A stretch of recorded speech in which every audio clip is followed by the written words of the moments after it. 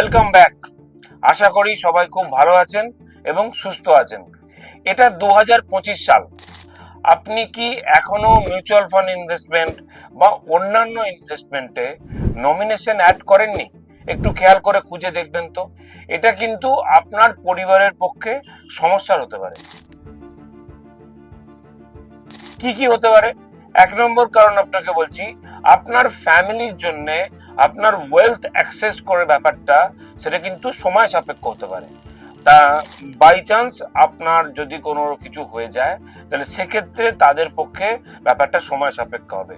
2 নম্বর, ফ্যামিলির লোককে কিন্তু যদি দুর্ভাগ্য হয় তো তাহলে কিন্তু লিগ্যাল প্রসেসের মধ্যে দিয়ে যেতে হতে পারে।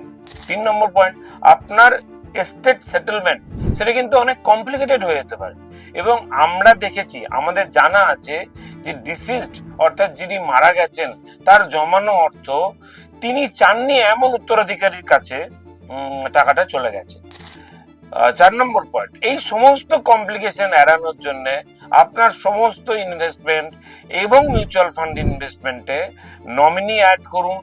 এবং আমি তো বলবো যে একটা ইনভেস্টমেন্টের একটা বা দুটো ফাইল থাকুক, যতই আপনার কম্পিউটারে থাকুন না কেন, একটা ইনভেস্টমেন্টের ফাইল থাকুক, একটা থাকুক, দুটো থাকুক, এবং সেই ফাইলটা সুন্দর করে সাজিয়ে আপনাদের কোনো মানে জরুরি জায়গায় রেখে দিন, বাড়ির লোককে জানিয়ে রাখুন। ধন্যবাদ, ভালো থাকবেন, সুস্থ থাকবেন।